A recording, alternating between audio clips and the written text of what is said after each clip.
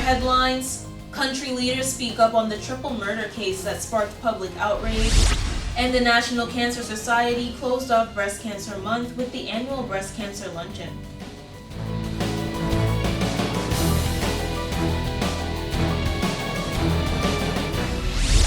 Hello Turks and Caicos, welcome to PTV News Watch. Thanks for tuning in on this Wednesday, November 2nd, 2022. I'm Khalees Williams with today's newscast. The real news starts now. A very solemn day for the nation on Tuesday, waking up to the news of the senseless, heartless, and heinous killings of a man, woman, her unborn child, and a toddler. Residents were appalled over allegations surrounding the response of the RTCIPF, and country leaders spoke up. Here's that report. The public is being asked to cease the dissemination of the extremely sensitive images of the man and woman shot to death in the western community of Dockyard. Authorities also discovered the body of a toddler, we are told, clutched beneath the male victim in that vehicle. The public is posing questions to law enforcement on the actual time of the shootings, stemming from reports of the circulation of voice notes where continued gunfire is heard in the area. Some are saying was Q-Town late Monday night. Meanwhile, the police report states that the call to 911 came in at around 6 a.m. Tuesday morning. Persons are questioning the whereabouts of Operation Anaconda, which has been garnering positive results in the fight against crime for the last 2 to 3 weeks, until just recently. The bullet-riddled SUV was parked on a lot in Dockyard, and as residents came to the realization as to what occurred in that vehicle, they were mind-blown to find that a little girl no older than about 7, was alive, staring blankly, sitting motionless in the vehicle's rear passenger seat. To the naked eye, she seemed to be okay. However, there has been no information regarding whether or not she came out miraculously, thankfully unscathed by that ambush. In front of her, 2 adults, a pregnant woman believed to be her mother, and the man, also the driver of the SUV, both shot dead. It was only during the extraction of the bodies of those victims that coroners and law enforcement realized that there had been a third victim, a toddler, clutched beneath the male victim who was bent over the passenger side of the vehicle. Speaking on the tragic loss of lives, Premier Honorable Washington Mizik released a statement on November 1st, sharing his sympathies with the families of the victims, going on to assure the country that officers are working tirelessly to identify those responsible, as well as to piece together the root causes of this dark cloud of crime sitting over the TCI. Just a week ago, yet another man was shot and killed on Leeward Highway. 31 persons have been murdered in the TCI for 2022, with more than half of that number being killed in just the last 2 months. We'll be right back with more News Watch when we return. Here at People's Television, we're more than just your leading news and entertainment services. We are spreading the gospel.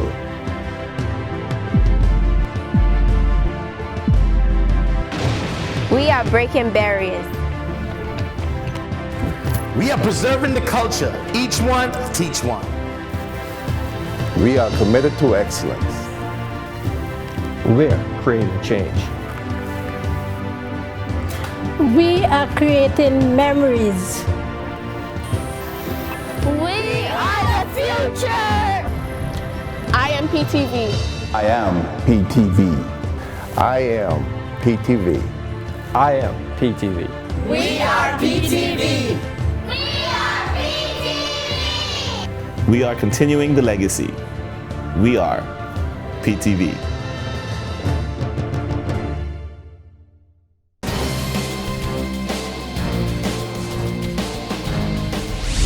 As we bid farewell to October, the National Cancer Society of the TCI wrapped the month up with their annual Breast Cancer Association luncheon. Take a look.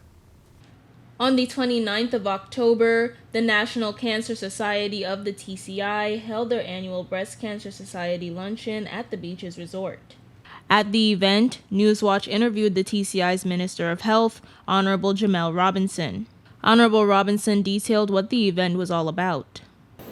Well, today is a luncheon that is hosted by the National Cancer Society, and it's a part of the Breast Cancer Awareness Month celebrations and or awareness that they're doing.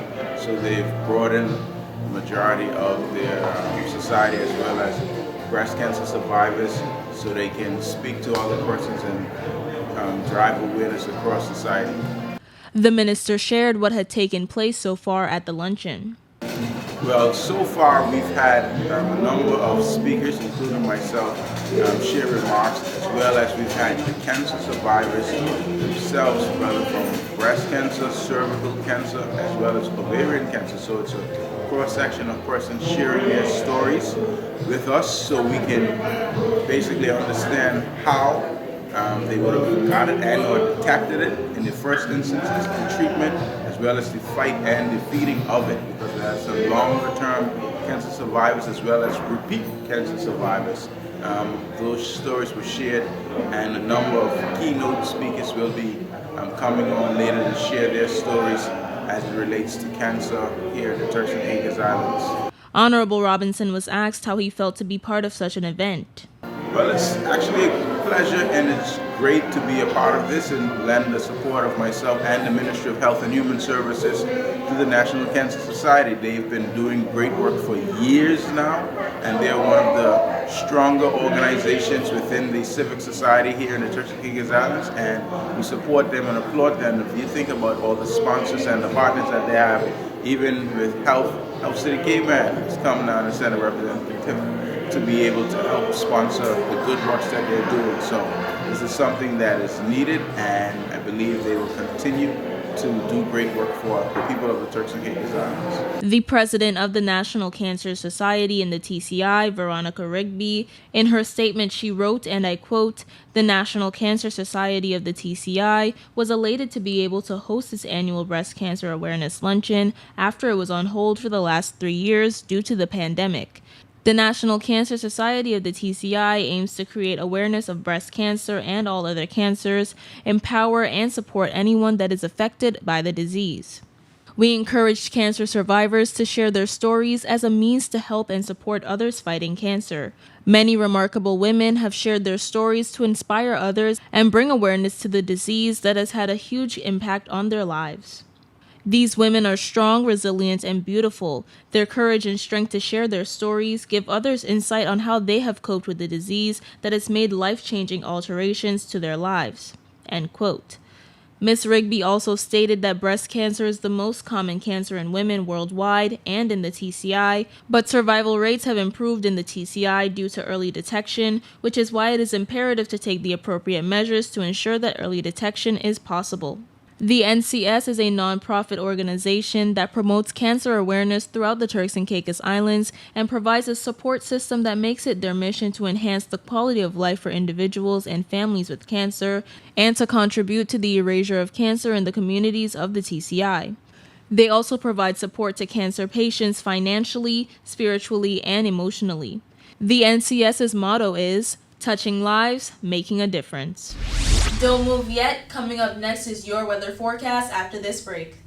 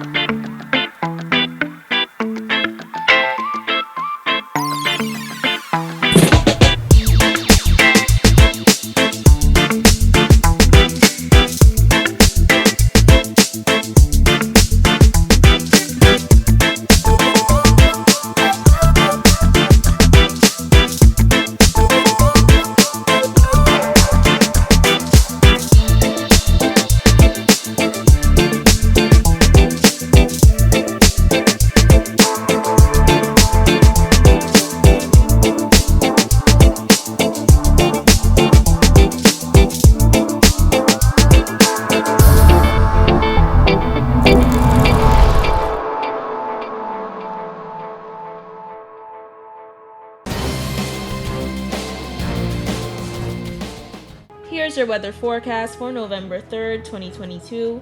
For the nation's capital, Grand Turk, sunshine and mixed clouds. High 84, low 79. winds east-northeast at 10 to 20 miles per hour. For South Caicos, partly cloudy skies, high 84, low 78, winds east-northeast at 10 to 20 miles per hour. For North and Middle Caicos, partly cloudy skies, high 85, low 76, winds east-northeast at 10 to 20 miles per hour. For Parrot and Pine Key, sunshine and mixed clouds, high 84, low 77, winds east-northeast at 5 to 10 miles per hour. And on Providenciales, sunshine and mixed clouds, high 84, low 77, winds east-northeast at 5 to 10 miles per hour. Here's your sunrise and sunset. Sunrise, 6:53 a.m., sunset, 6:11 p.m. Now for your high and low tides. High tides, 4:04 a.m., 4:32 p.m., low tides, 10:17 a.m., 10:49 p.m.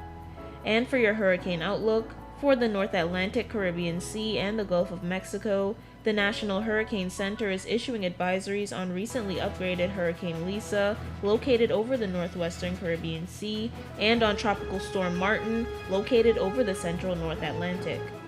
And that's it for your weather forecast and hurricane outlook.